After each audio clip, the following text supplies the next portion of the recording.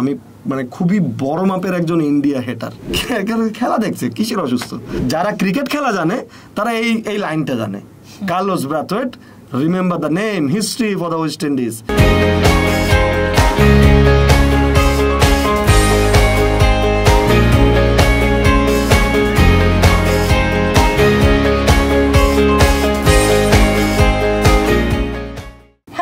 আপনাদের সবাইকে ওয়েলকাম করছি স্পোর্টস 247। আপনাদের সাথে পুরো সময় জুড়ে আছি আমি তমা রশিদ, এবং বরাবরের মতো আমার সাথে রয়েছেন এমন একজন মানুষ যিনি ক্রিকেট প্রেমী।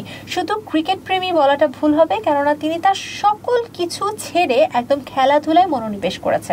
সারাদিন খেলা দেখছে এবং বিশ্লেষণ করছে, গবেষণা করছে এবং আপনাদেরকে সেটা জানাচ্ছে। সেটা হচ্ছে আমাদের মাহবুব নাহিদ। স্বাগত জানাচ্ছি ভাইয়া, কেমন আছেন? আলহামদুলিল্লাহ, সবকিছু ছেড়ে থাকতে পারলে তো ভালোই হইতো। তবে এখন আপাতত বিশ্বকাপের এবং সামনে কোপা আমেরিকা আছে, ইউরো আছে, এই সময়টুকু আসলে সবকিছু ছেড়েই খেলার সাথে থাকতে হচ্ছে।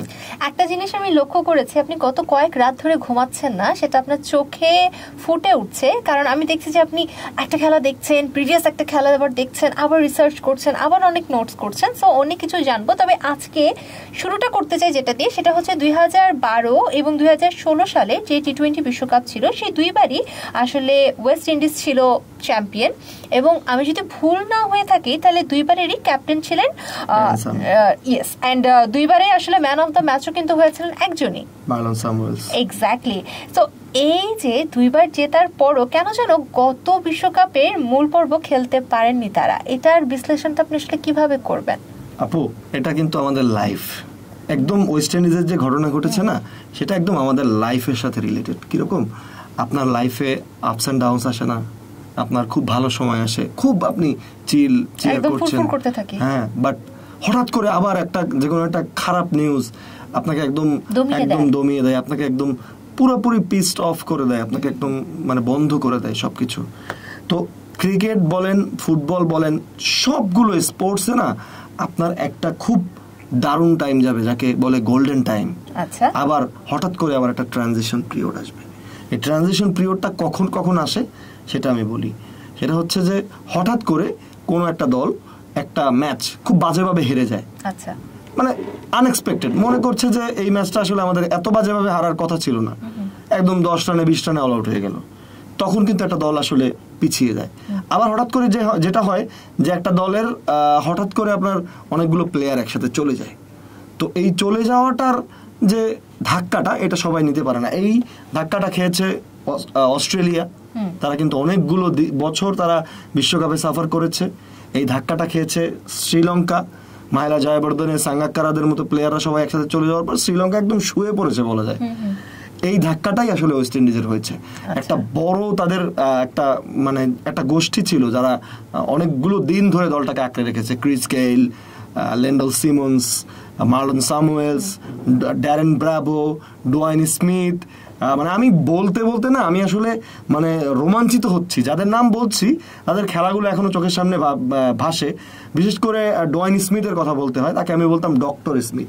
আমি নিজে এটা বলতাম, কারণ বলতাম ওর যে ব্যাটিং, আপনি ওর ব্যাটিং দেখলে মনে হবে যে সে ব্যাটিং করছে না, এটা যেন শিল্প বা এটা যেন একটা সায়েন্স, মানে এটা তার চেয়েও যেন বেশি কিছু, মানে as like he is a doctor, মানে একজন ডক্টর খেললে কেমন ভালো খেলতেন, হ্যাঁ ওরকম। তো এই যে প্লেয়ারগুলো একসাথে সবাই চলে গেল, তারপরে আসলে তাদের একটা ট্রানজিশন পিরিয়ড আসে, যে এই পিরিয়ডটার মধ্যে এখনো তারা আছে, কারণ এখনো তারা সাফারি করছে বলা যায়। সো এই যে কি মনে হয় যে এবারে যে বিশ্বকাপটা, সেটাতে তারা জিততে পারে বা তাদের জন্য কোনো পসিবিলিটিস? ভালো করতে পারবে, কারণ টি-20 ক্রিকেট শর্টার ভার্সনের খেলা, অল্প সময়ের ব্যাপার। এখানে 2-1 ভালো খেলে ফেললে, হুট করে ভালো খেলে ফেললে দেখা যায় যে ম্যাচ বের করে আনা যায়, সেক্ষেত্রে ভালো করতে পারে। বাট টি-20 বিশ্বকাপের যে চূড়ান্ত পর্যায়ে, অর্থাৎ ফাইনালে যাওয়া বা চ্যাম্পিয়ন হওয়া, এইরকম দল ওয়েস্ট ইন্ডিজ হয়ে ওঠে না। কারণ হচ্ছে ওয়েস্ট ইন্ডিজের, আমি একটু ব্যাকগ্রাউন্ডে যেতে চাই, যে কথাটা অনেক বিশ্লেষকরাই বলেন না, সেটা হচ্ছে ওয়েস্ট ইন্ডিজ কিন্তু মানে তারা হচ্ছে খুবই বাজে ম্যানেজমেন্ট যেটাকে বলা হয়, তাদের ব্যবস্থাপনা, তাদের বোর্ড, তাদের হচ্ছে দেশীয় যে রাজনীতি এবং বোর্ডের রাজনীতি পরিবেশ খুবই খারাপ। তাদের খেলোয়াড়রা সবাই হচ্ছে মানে টাকার পিছনে দৌড়ায়। তাদের খেলোয়াড়রা দেশের খেলা না খেলে ফ্রাঞ্চাইজি লিগগুলো খেলে বেড়ায়, কারণ দেশের খেলায় তাদেরকে ওইভাবে টাকা পয়সা দেওয়া হয় না, তাদের বেতন দেওয়া হয় না, নানাবিধ সমস্যা। তো এত সমস্যায় জর্জরিত থাকলে খেলা তো আসলে শুধু মাঠের খেলাটাই খেলা না আপু, আপনার মাঠের খেলার বাইরেও অনেক কিছু থাকে। আপনার যে মেন্টাল সাপোর্টটা, আপনাকে তো মেন্টাল সাপোর্ট পেতে হবে। তো তারা সেই সাপোর্টটা তাদের বোর্ড থেকে, তাদের দেশ থেকে পায় না। সো এই দল নিয়ে আমার মনে হয় না খুব বেশি দূর তারা আগাতে পারে। এবং প্রথম ম্যাচটা তো আমরা দেখলামই, উগান্ডার সাথেই তাদের আসলে সার্ভাইভ করতে হয়েছে। উগান্ডার সাথেই তারা মানে হেরেও যেত এমন একটা অবস্থা। তো প্রথম ম্যাচটা আমরা যেটা দেখলাম পাপুয়া নিউগিনির সাথে খেলা ছিল, পাপুয়া নিউগিনির সাথেই তারা সার্ভাইভ করেছে, সেখানেই তারা ডমিনেট করে দিতে পারে না। সো আমার মনে হয় না যে বড় কোনো সাফল্য তারা করতে পারবে। আপনার কথা রেশ ধরে একটা কথা আসলে আমি বলতে চাই, সেটা হচ্ছে আসলে খেলাধুলা করার পেছনে যে মানসিক উৎফুল্লনেসটা দরকার সেটা সবার আগে। তো আপনি যদি ফাইন্যান্সিয়াল সাপোর্টটা না পান, মেন্টাল সাপোর্টটা না পান, আপনি একটা দেশকে রিপ্রেজেন্ট করছেন, সেটার জন্য যদি আপনি এরকম ব্যাকআপটা না পান, তাহলে কিন্তু খুব স্বাভাবিকভাবে আপনার তখন মনটা চাইবে যে আমি ভালো যেহেতু খেলি, আমি অন্য কারোর হয়ে খেলি, তাহলে আমি জিততেও পারছি, এর পাশাপাশি আমার কিছু অর্থনৈতিক বা আদার্স বেনিফিট হচ্ছে।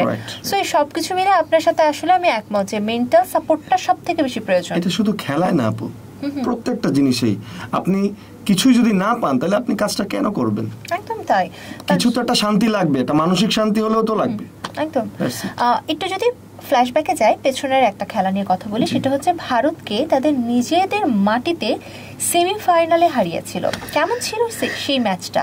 এটা বলতে গেলে আমাকে বলতে হবে অনেক কথা, কারণ আমি কিন্তু এর আগেও একটা এপিসোডে বলেছি, জানি না ইন্ডিয়ান দর্শকরা আমাকে মারপিট করতে আসবে কিনা, আমি এর আগেও বলেছি যে আমি মানে খুবই বড় মাপের একজন ইন্ডিয়া হেটার।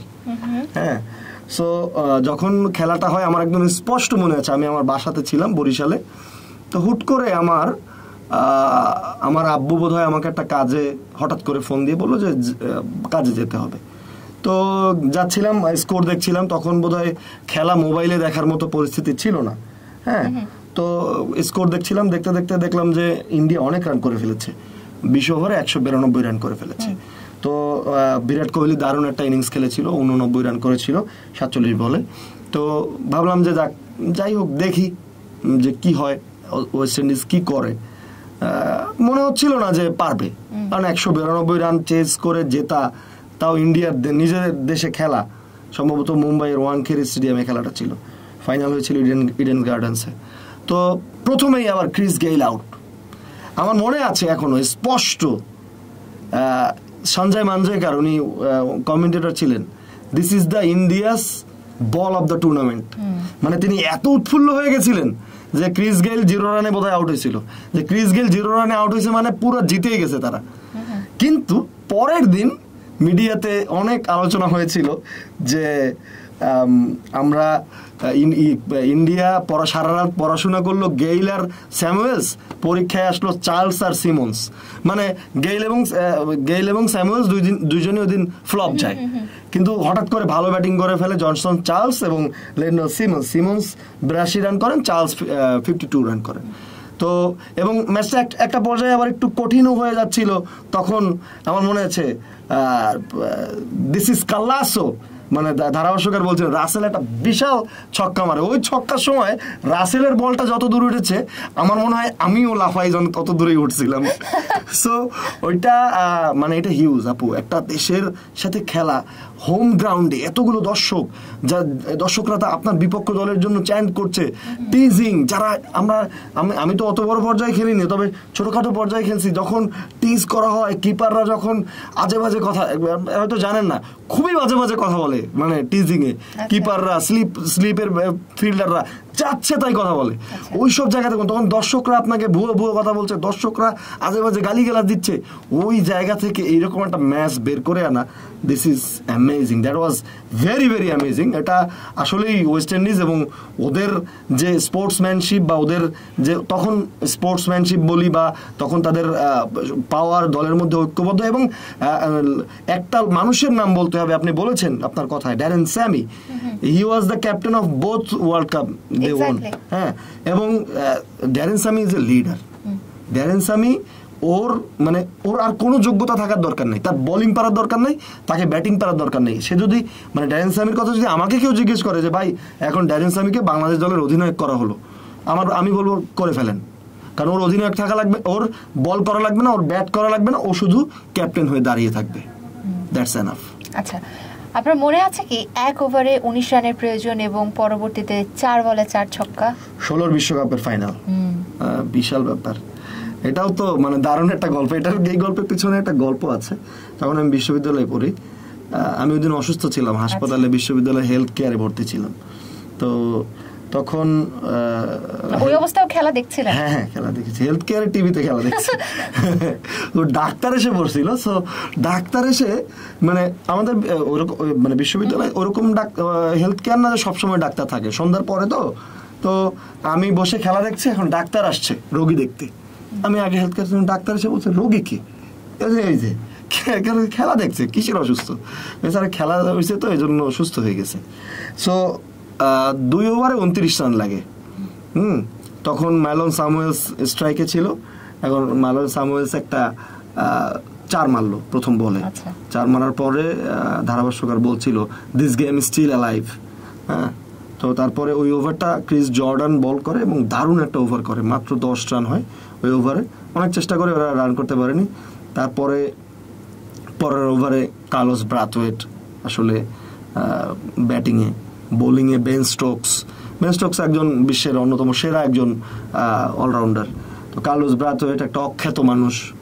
তো কি দিয়ে কি হবে, অনেকেই সবাই ধরে নিয়েছে যে এই ম্যাচ 1 ওভারে 19 রান এটা বের করা সম্ভব না। তারপরে প্রথম বলটাই সে করলো একটু লেগ স্ট্যাম্পের উপর একটা বল ছিল, কার্লোস ব্রাথওয়েট ব্যাট চালালো, কোন দিকে চালাইছে আমার মনে হয় ও নিজেও জানে না, ব্যাট চালাইছে।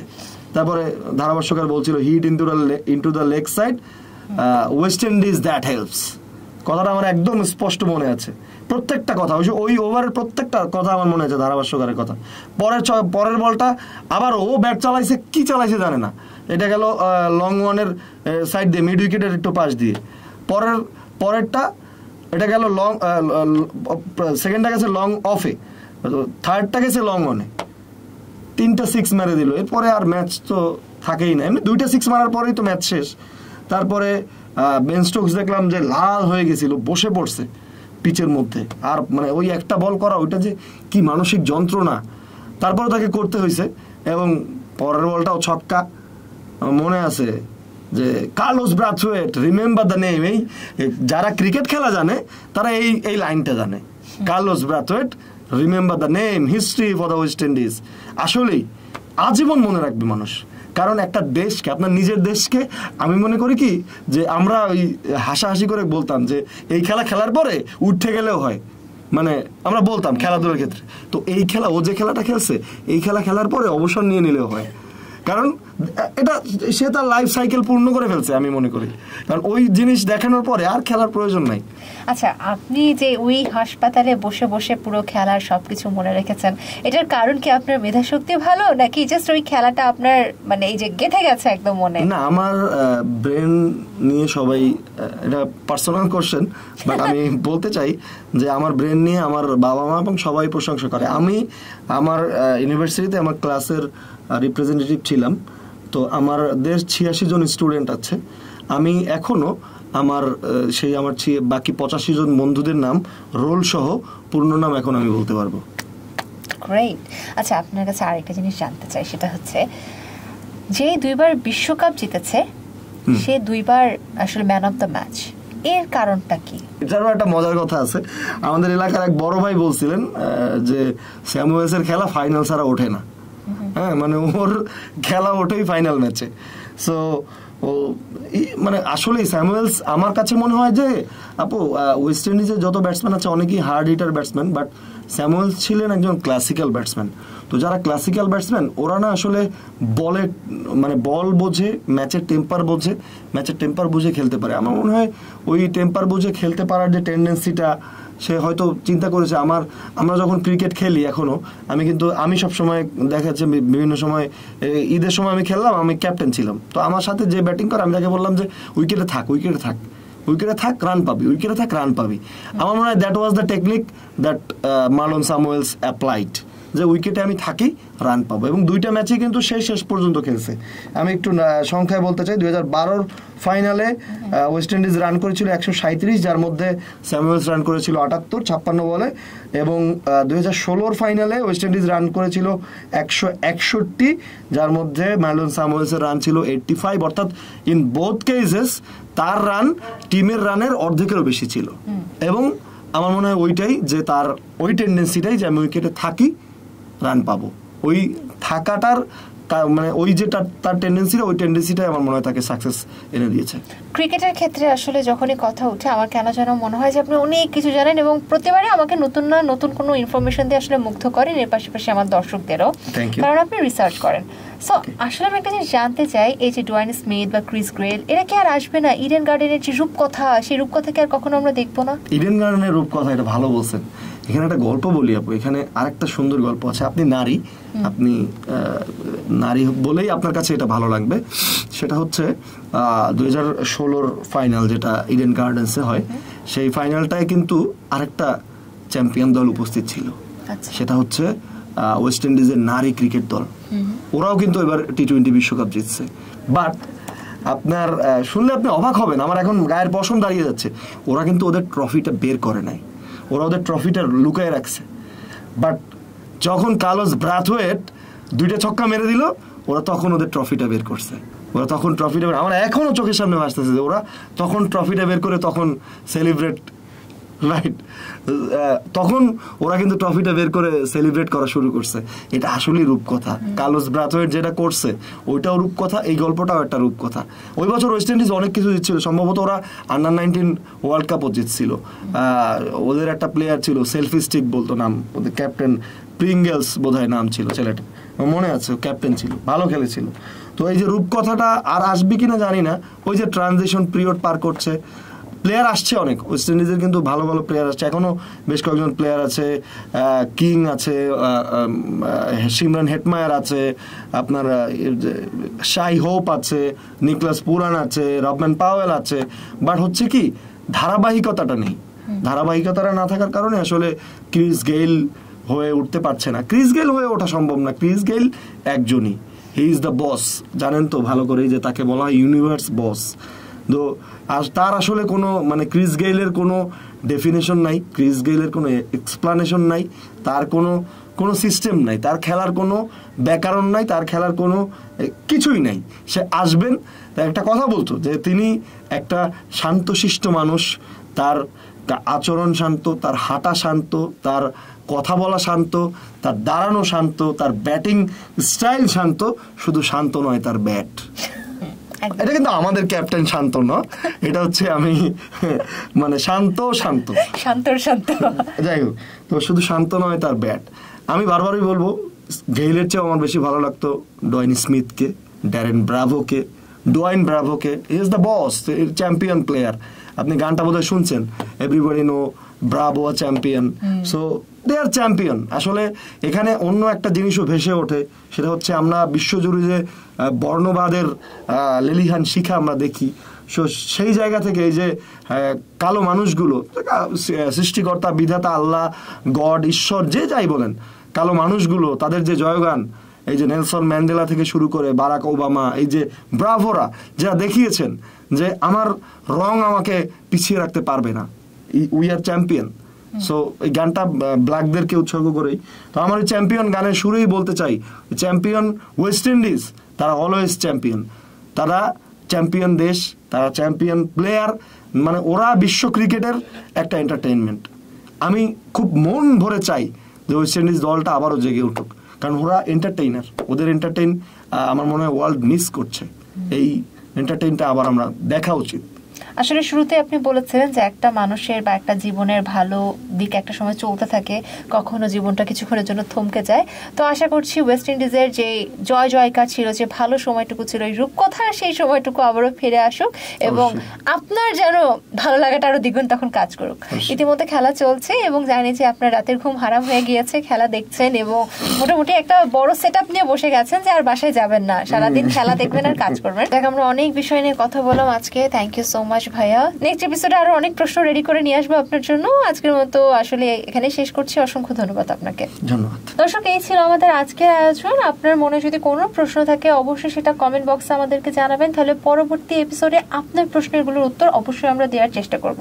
আজকের মতো এখানে বিদায় নিচ্ছি। সবাই ভালো থাকুন, সুস্থ থাকুন, আর অবশ্যই খেলা দেখুন এবং খেলা দেখার পর আমাদেরকে জানান যে আসলে আপনার মনে কি চলছে, আপনার মাথায় কোন কথাগুলো ঘুরঘুর করছে। আল্লাহ হাফিজ।